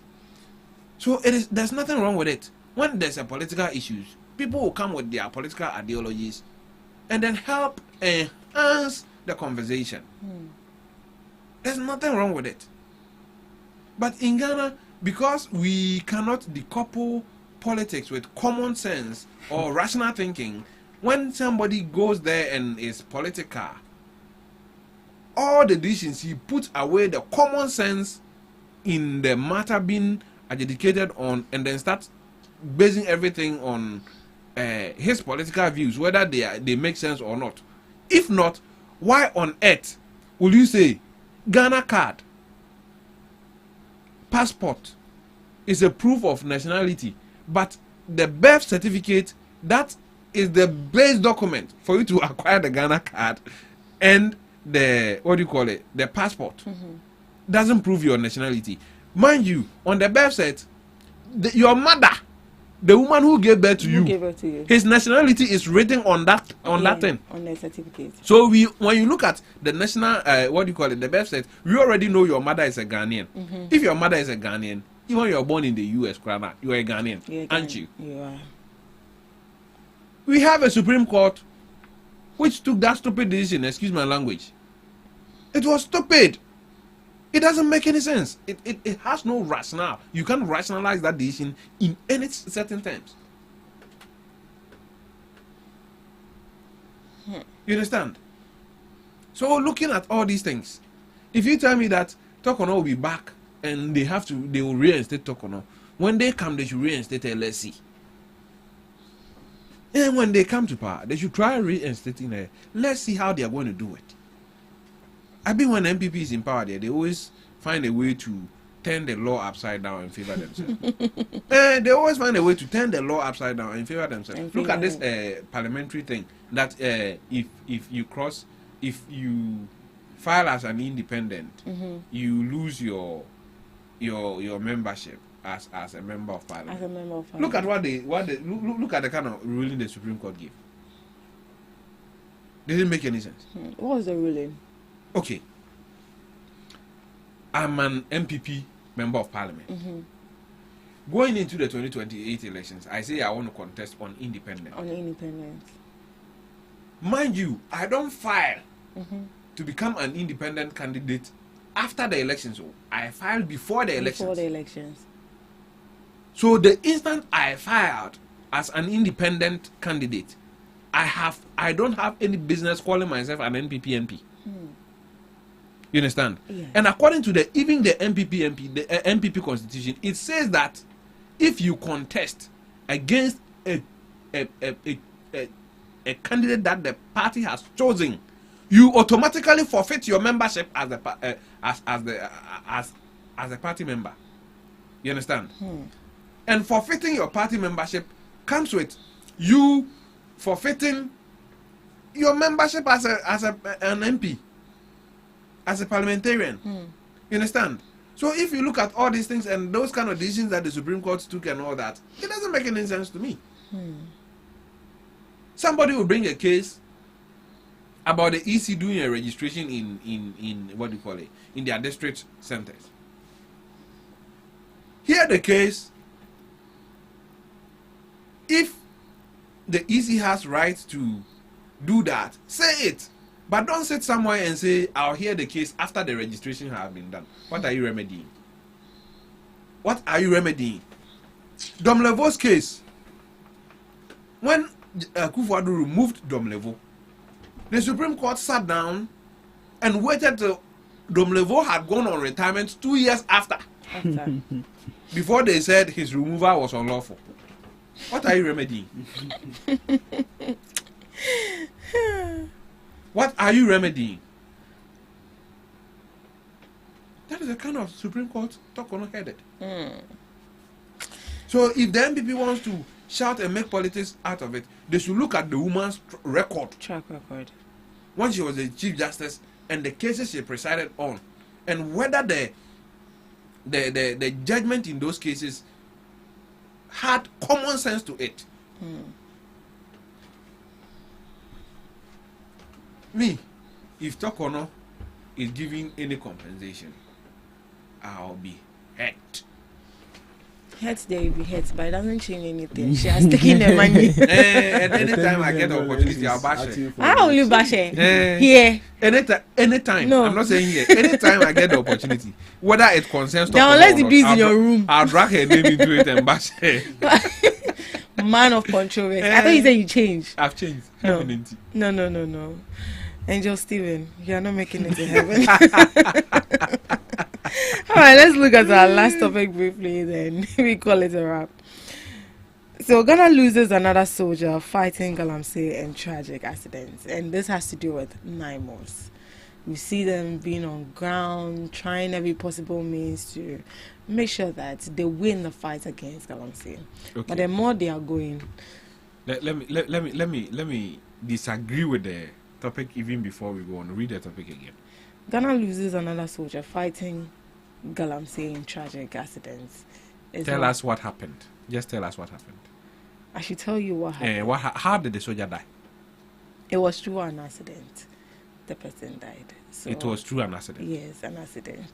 They were driving? But they were on a mission to fight against No, they were driving? Yeah, they were driving. And they had an accident? And he died? Yes.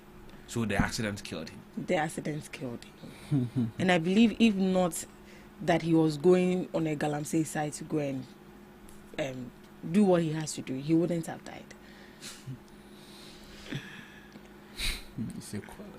See, who is coming in? I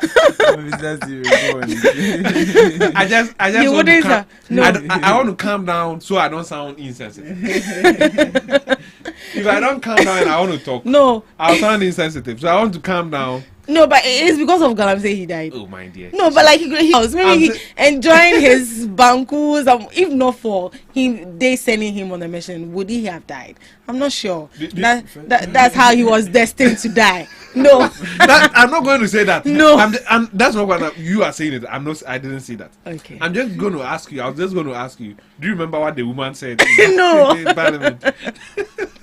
That is different. No. Do you remember what the woman said in Parliament about the 6? Yes. Do you remember what she said? That's what she said. I'm not saying that, but that's what she said. But on a serious note. Yeah. A loss of life is tragic enough. And when the nation sends someone on a mission and the person dies out of the mission, I think it is more even tragic. Yes. I understand the concerns that the person was fighting Galamsey and all that. We agree. Maybe he wouldn't have gone to Obuasi to do anything there if not for Galamsey. But the question we should ask ourselves is, how did the accident happen? How did it happen? Because I spent some time yesterday listening to reports on that issue. They said the road they were using is bad. It's bad. And there was no way the car was speeding. A car can speed or overspeed on that road in that condition. So I think we should investigate the accident and find out what led to the accident more than just centering the whole thing on Galamsey. Yes, Galamsey, they were there to fight Galamsey. But what caused the death of the person? It was an accident. It was an accident. What brought about the accident? Was it because the car was faulty? Was it because of a reckless driving of the driver? What happened? Were they ambushed? Were they being chased? All these questions have not been answered. Just because we are fighting Galamsey or we want to fight Galamsey, if somebody dies in Galamsey related issues, instead of looking at the issues, we tend to blame everything on Galamsey. Galamsey is worse. It is bad. You get it? I'm not saying it is worse than before. I'm just saying it is a worse menace that we have to deal with. You understand? But we have to also look at the causes of that. For instance, if we had seen the soldier face down or face deep in a Galamsey pond dead, we would have still conducted the investigation to know that somebody didn't kill him and dump his body there or whatever the case is. So I think that this is how we should treat the situation too. We should investigate the accident, find out the causes of the accident and what led to the death of the soldier, rather than just putting everything on Galamsey. If we do that, we might lose sight of things that we can prevent going forward the next time. You understand? So that is my take on that matter. But he still died because of COVID. Yeah, I'm sorry to his family and my condolence to his family. Messed up. Yes. Let me first of all extend my condolence to the family and also whoever that is related to this particular soldier. You see, the commitment of this current government in fighting Galamsey is unshakable. And unshakable. But they're already shaking. But we've really seen that in every call of duty, there are some risks and consequences. And sacrifices. Before he himself will take that job, he knows that it's a risky job. And anything can happen at the end of the day. Same thing applies to that of our military people that we have. That has to do with either our navy, our army. Most of these are our brothers and sisters. Of course, I have a brother or have brothers who are into the military, and each and every day they are in our prayers because you don't know what they are actually out there to do, and anything can happen at the end of the day. They are there to protect us, and here these people we've employed them in order to protect our natural resources, that is fighting Galamsey in that particular call. So him losing his life in the call for duty or in the call of duty is something that we should sympathize and also relook at it and make certain investigations into that happenings. What really caused it? Is it just the accident? What has actually gone into it before he actually passed on? And we can look at it, and the findings will give us a comprehensive way of tackling illegal mining. We've seen that NDC government, since they formed that particular 9 months, they've been going on operations, and actually things are improving currently. If you take a look at it, things are improving unlike the previous government. We've seen that this government is actually head on and they are tackling Galamsey as is supposed to be done. We've seen that certain forest reserve has been taken back. We've also seen that some of these people who are highly involved in it has been prosecuted, or they've been sent to court in order to hear their part of the stories. We've seen what is the name? The Ashanti Regional MPP chairman, who is one of the heroes when it comes to Galamsey. He has been sent by Iyoko in order to know what is actually his part when it comes to him selling concessions to illegal miners. So some of these things NDC is actually head on, and we are fighting Galamsey, and some of these cases is supposed to happen. That was it not long ago? Was it 4 or 5 months ago? We've really seen what our MPs and some of our ministers and the military people went through. It was all in line with this particular Galamsey. So for us to actually get the results that we are having, of course, some of these things is very sad to hear it, but some of these things is bound to happen. And when it happens, we just have to say, okay, even though we can't sound like the way the woman sounded in Parliament, but sometimes it's the will of God. But they say they are your people, so that's how you people. It's the will of God, and him being dying on duty is just something. How is it the will of God? Oh, but you coming to work today is a call on duty, right? And on your way here, anything can happen. Me coming to speak here for my party, or even speaking as a young person on my view, also comes with a risk. Everything in life it has consequences and risk, and anything can happen. And whenever it happens, it's Almighty Allah that we attribute that particular thing to. Yeah. So for me, this is what I just have to say about it. It's very sad that it has happened, but in line with our NDC manifesto, and also in fighting Galamsey and making sure that our forest reserve is safe, and also making sure that our environment is well protected, some of these things are bound to happen. And when it happens, such people will have to treat them and give them the utmost respect that they deserve, their families or the people that they left behind is supposed to be taken care of. So these are some of the things that we really need to look at, the family, and also investigations to know what has actually gone on and everything surrounding his death or the accident. Right. Mr. Big. Yes, madam. Are you impressed so far with NIMOS, what they are doing so far?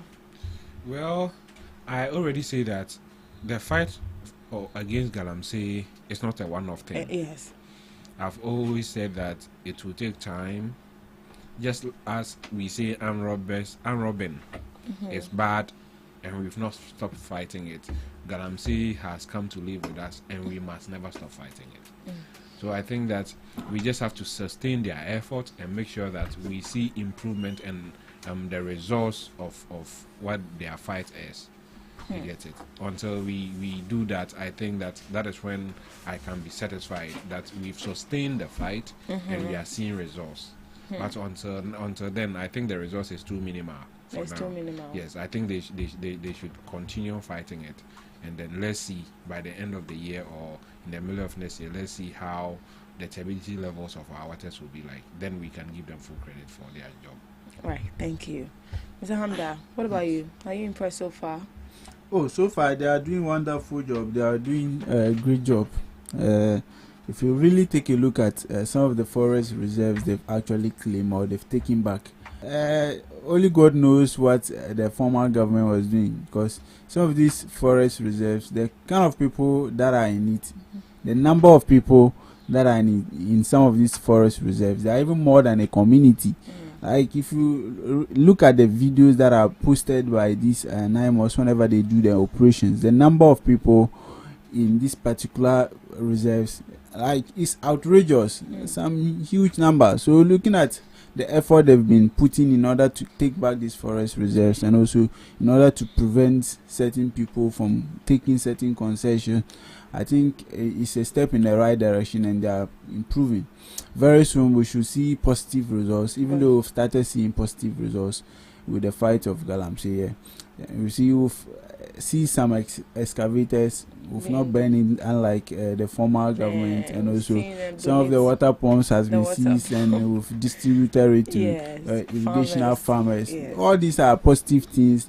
You know, little things make an elephant. So very soon we should see the elephant that we are looking at, the positive result.